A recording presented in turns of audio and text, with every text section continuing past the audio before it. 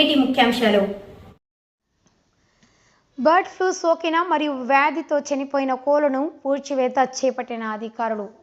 తణుకు మండలం వేల్పూర్లోని bird flu సోకిన కోళ్లు పూడ్చివేత ప్రక్రియను జిల్లా కలెక్టర్ చదలవాడ నాగరాణి గురువారం స్వయంగా పరిశీలించారు. పశుసంవర్ధక వైద్య ఆరోగ్య శాఖ అధికారులతో కలిసి పీపీఈ కిట్ ధరించిన కలెక్టర్ నాగరాణి స్వయంగా కోళ్ల ఫారంలోకి వెళ్లి కోళ్ల పూడ్చివేత ప్రక్రియపై ఆరా తీశారు.